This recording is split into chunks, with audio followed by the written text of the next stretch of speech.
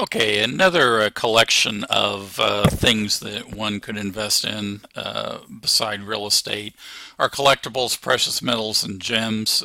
In particular, when we think of precious minerals, metals, we think of gold and silver, but there are probably some other types of metals that one can invest in.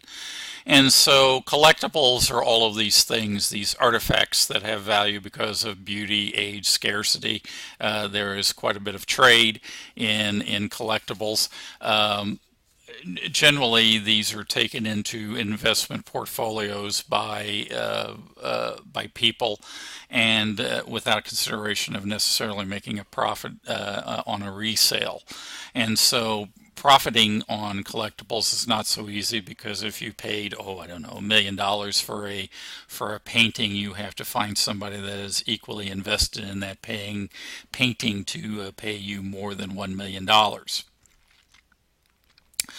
Uh, the author suggests buying and selling collectibles on the internet are easy and convenient, but not always safe. I don't think that if you have a real collectible, you would have this transaction done on the internet, period. Precious metals, gold. Gold prices, gold bullion, gold coins, silver, platinum. Rhodium is a mineral or metal that is used in cell phones.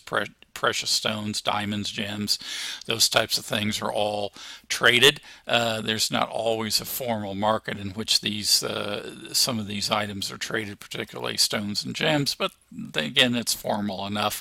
And those are other tangible items, tangible assets that you could own. And I present those for your consideration. All right, we're going to get into a risky and highly dangerous set of things, and these are called derivative securities. And a derivative is a contract, is a security, a contract that is based upon the value of some underlying asset. The author starts with an old derivative concept called option trading. Option is exactly, if you think of the term option, it is I want to sell something at a certain price, or I want to buy something at a certain price.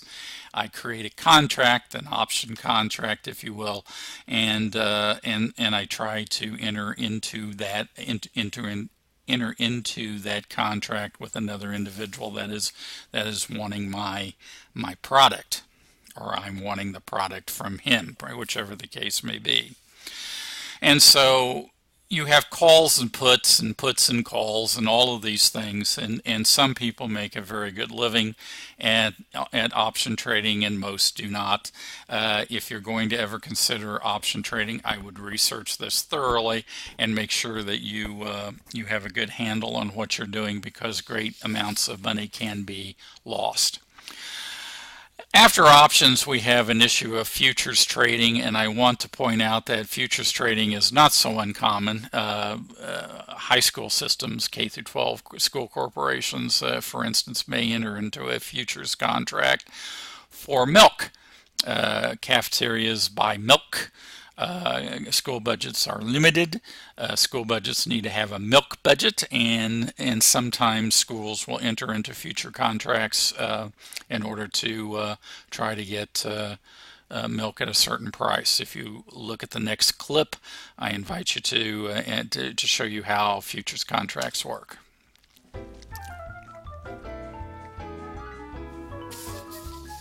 A futures contract can protect producers and suppliers from price changes. Al's Ice Cream buys milk from Tim's Dairy to make its ice cream. The price is $2 per gallon. At this price, Tim profits from the milk it sells, and Al's profits on every ice cream cone it sells. One day, a new dairy opens and the number of cows doubles. The extra milk pushes the price of milk down to $1 a gallon. Al's is making more profit as costs drop, but Tim's is losing money. Later, a sleeping sickness knocks out 3/4 of all the cows. Milk rises to $4, and Al's profit per ice cream disappears. Both companies want to avoid this price volatility. They both meet with an investor. Each company negotiates a separate contract with the investor. For Tim's Dairy, the contract states that if the price of milk goes below $2, the investor agrees to pay the difference to Tim's. If the price goes above $2, the investor gets to keep the profits. Al's contract with the investor works the opposite way. If the price of milk goes above $2, the investor pays the extra money and Al's gets milk at a predictable $2. If the price dips below $2, Al still pays $2 and the investor collects the profits. By locking in the price of milk, a futures contract allows both Al's and Tim's to transfer their potential risks and rewards onto the investor.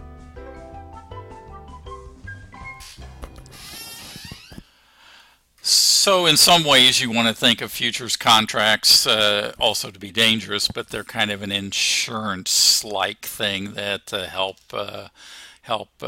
protect the buyers and sellers of the particular good, but the investor is hoping to make money in this deal.